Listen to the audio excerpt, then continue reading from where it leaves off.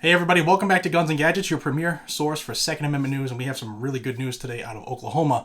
And it is Monday morning, very, very early. I did have the window open, but the birds were too damn loud. So that's closed for now. But I want to thank you all, and I want to thank the sponsor for the Monday morning grind, that is Blackout Coffee.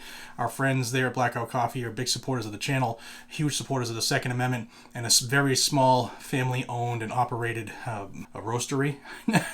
I don't know. John's going to text me in a minute after seeing this. But if you guys like coffee, check them out. They have fantastic gourmet coffee. They also have some made specifically for this channel, a 2A in 1776.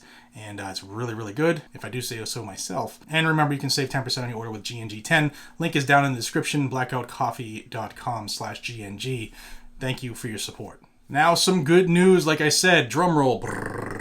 If you've been watching this channel for some time, you might remember back in January, while I was at SHOT Show, I told everybody about a pre-filed bill in Oklahoma. The bill was a Senate bill. It was 1081, and it was an anti-red flag bill. I'll have that video floating above so you can watch that. And it started once their legislative session started. It went through the Senate. This bill is authored by State Senator Nathan Dahm and made its way through the Senate chamber successfully with a vote of 34-9.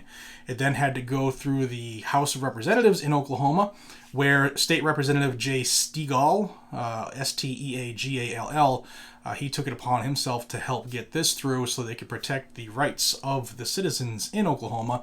And it did pass last week, a vote of 77-14. Some quick quotes. A quote from State Rep Steagle. He said, "This bill would stop any action from the federal government or even from local or state authorities that would infringe on the Second Amendment rights of our citizens." During the back and forth of this bill, it was brought up that even the feds have proposals out there that look to reward municipalities with grants, basically bribing them to adopt a Second Amendment violation law, a gun confiscation law called the Extreme Risk Protection Order, or the Red Flag. Now, State Rep Steagle also said this: "People already endure background checks, age regulations, and other measures that serve as a check on whether they are deemed eligible to own or operate a firearm. Giving the government even more power over this decision is a flagrant violation of several rights guaranteed us under the United States Constitution.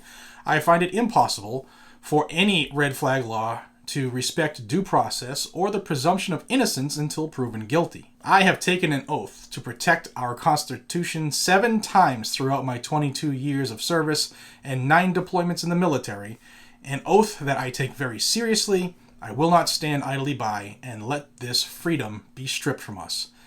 Wow, you guys sound like you have a solid one in Representative J. Steagle in Oklahoma. Now, this bill changed slightly from its original pre-filed version. And you know what? It's only 4 paragraphs, so I'll just go through it real quick. And if you have anybody you know that's in state service in a state senate or a state representative, or even if you are watching this, I know there are a couple places around the country. I won't throw you out there, but I do know you guys and gals are watching, and thank you. Really thank you for that. But you guys and gals should be writing this down. I'll also have a link to this bill in the description. And it says, "This act shall be known and may be cited as the AntiRed Flag Act." The first paragraph exempts the state legislature from touching any type of red flag, meaning it can't come from the legislature.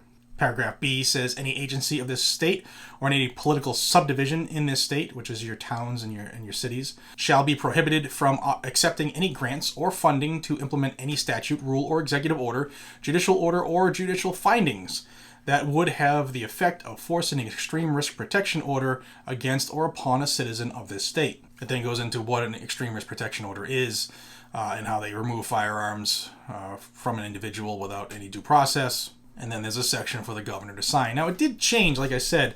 There was a nice beefy paragraph in the original version that would charge anybody who either sought a red flag, granted a red flag, or executed a red flag guilty of a felony upon conviction. So they removed that.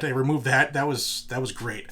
And the good news is that Governor Kevin Stit, a Republican, signed the bill into law over this past weekend here. And you don't see that often, like governors working, and never mind working, but working on a weekend.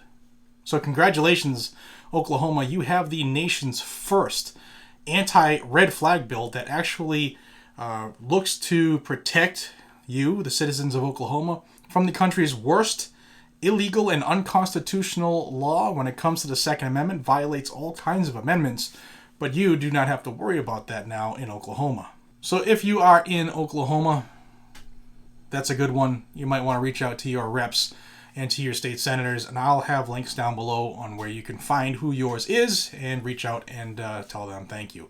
I'll also have a link down below so you can call the governor's office. I figured with all of the stuff going on that literally the country is going crazy right now. There's so many attacks all over the place on the second. I figured I'd throw out a little bit of a positive here.